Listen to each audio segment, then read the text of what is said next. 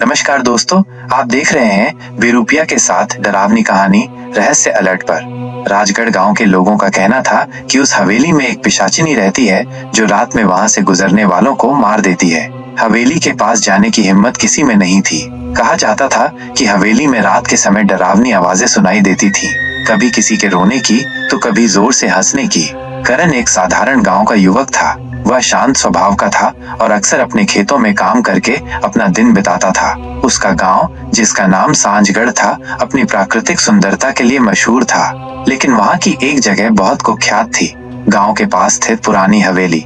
करण को इन कहानियों पर यकीन नहीं था। उसे लगा कि यह सब केवल अंधविश्वास है। वो जानना चाहता था कि सच क्या है। एक दिन करण ने ठान लिया कि वो उस हवेली में जाएगा और सच्चाई का पता लगाएगा। उसने अपने दोस्तों से कहा, मैं आज रात उस हवेली में जाऊंगा। यह सब बकवास है, वहाँ कुछ भी डरावना नहीं है। उसके दोस्तों ने उसे समझाने की कोशिश की, लेकिन करण नहीं माना। उसने एक मशाल और अपनी जेब में एक छोटा खंजर रखा और रात को हवेली की ओर निकल पड़ा। जैसे ही करण हवेली के पास पहुंचा, एक अजीब सी ठंडी हवा चलने लगी। हवेली की खिड़कियां और दरवाजे खड़खड़ाने लगे, लेकिन करण ने अपनी हिम्मत बनाए रखी। उसने भारी लकड़ी का दरवाजा खोला और अंदर कदम रखा। अंदर का माहौल बेहद डरावना था। हर कोने में जाले थे और हवा में एक सड़ांध भरी गंध थी। अचानक एक ठंडी और भयावह आवाज गूंजी, तुम यहाँ क्यों आए हो इंसान? करण चौंक गया। उसने अपनी मशाल को ऊपर उठाया और देखा कि सामने एक लंबी और डरावनी महिला खड़ी थी। उसकी आंखें लाल थीं और लंबे बाल बिखरे हुए थे। वह पिशाचिनी थी। पिशाचिनी ने कहा, तुम्हें मेरी कहानी सुननी होगी। करण डर के मारे कांपने लगा, लेकिन उसने सिर हिलाकर सहमति दी।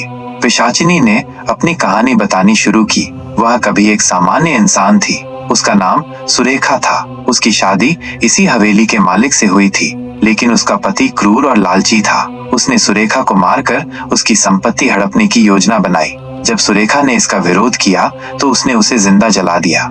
मरने से पहले सुरेखा ने श्राप दिया, मैं वापस आऊंगी और तुम्हारे जैसे हर क्रूर इंसान से बदला लूंगी। मरने के बाद वह पिशाचिनी बन गई। अब वो हर रात इस हवेली में रहती है और यहाँ आने वालों को अपनी कहानी सुनाकर उनका फैसला करती है। पिशाचिनी ने करण से कहा, अब बताओ तुम क्यों आए हो? क्या तुम भी मेरी तरह किसी के साथ अन्याय कर चुके हो? करण ने डरते डरते कहा, नहीं, मैं केवल यह जानना चाहता था कि इस हवेली में क्या है। मुझे इस बारे में कुछ पता नहीं था। पिशाचिनी ने करण की सच्चाई परखने के लिए उसकी आंखों में देखा। फिर उसने कहा, तुम सच्चे इंसान हो, जाओ, लेकिन मेरी कहानी सभी को सुनाना ताकि कोई और निर्दोष मेरी हवेली में ना आए। करण ने जैसे ही गांव लौटने की कोशिश की, वो महसूस करने लगा कि कुछ अजीब घटित हो रहा है। चारों ओर घना अंधेरा छा गया था और रास्ता पहले जैसा सीधा नहीं लग रहा था। हर कदम पर ऐसा लग रहा था मानो कोई उसके पीछे पीछे चल रहा हो। अचानक करण को किसी के हंसने की हल्की आवाज सुनाई दी। उसने मुड़कर देखा, लेकिन वहां कोई नहीं था।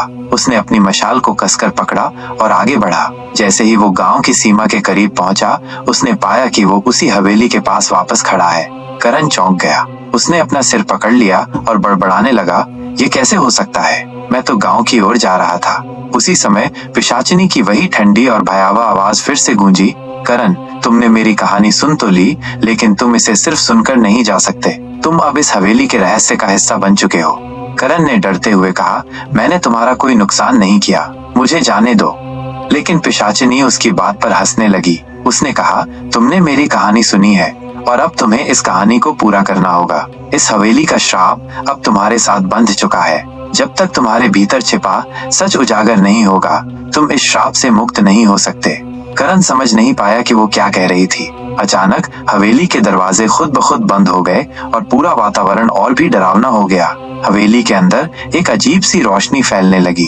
करण ने देखा कि दीवारों पर खून के निशान उभर रहे थे और वहां की जमीन पर अजीब सी आकृतियां बन रही थीं। सुधार किए गए बिंदु, अनावश्यक शब्द, कुछ वाक्यों में अनावश्यक सुधारा हुआ पैराग्राफ। पिशाचिनी ने कहा, करण, तुमने अपनी जिज्ञासा के कारण मेरे घर में कदम रखा, लेकिन क्या तुम सच में इतने निर्दोष हो? सोचो, क्या तुमने कभी किसी का दिल दुखाया है, किसी के साथ अन्याय किया है? करण ने जवाब दिया, नहीं, मैंने किसी का बुरा नहीं किया, मैं एक साधारण किसान हूँ। पिशाचिनी मुस्कुराई और बोली, याद करो करण, सोचो, क्या तुम्हारी आत्मा सच में इतनी साफ है जितना तुम समझते हो? जैसे ही पिशाचिनी ने ये कहा, करण के सामने उसका अतीत जीवंत होने लगा। उसने देखा कि वो एक लड़की निशा से प्यार करता था जो उसी गांव की थी, लेकिन उसने अपने दोस्तों के दबाव में आकर निशा को धोखा दिया था। करण ने उसके साथ शादी का वादा किया था, लेकिन समाज के डर से उसने उसे छोड़ दिया था। निशा ने उस सदमे को सहन नहीं कर पाया और एक दिन उसने आत्महत्या कर ली। करण ने कभी इस बारे में किसी को नहीं बताया, लेकिन ये बात उसकी आत्मा को अंदर ही अंदर खा रही थी। पिशाचिनी ने गुस्से से कहा, तुमने एक निर्दोष लड़की को मारा है। उसका दर्द, उसका क्रोध अब तुम्हारा पीछा करेगा। तुम्हारी आत्मा पर जो पाप है वो इस हवेली के श्राप को और गहरा कर देगा। करण ने घुटनों के बल गिरकर माफी मांगी। उसने कहा, मैंने गलती की है। मुझे नहीं पता था कि मेरा ये पाप मुझे इस तरह से सता सकता है।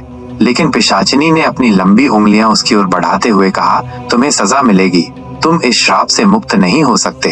तुम्हारी आत्मा अब हमेशा के लिए इस हवेली में भटकती रहेगी। अचानक करण को ऐसा महसूस हुआ कि उसके शरीर से उसकी आत्मा अलग हो रही है। उसने देखा कि वह अब खुद को देख सकता था, लेकिन उसका शरीर जमीन पर पड़ा हुआ था। वह चीखने की कोशिश कर रहा था, लेकिन उसकी आवाज कोई सुन नहीं सकता था।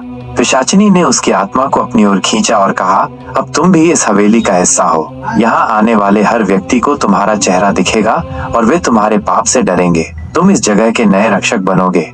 करण की आत्मा को हवेली के दीवारों में कैद कर दिया गया। अब हर रात उसकी चीखें हवेली के अंदर गूंजती रहती थीं। जो भी वहां आता उसे करण की दर्दनाक कहानी सुननी पड़ती थी।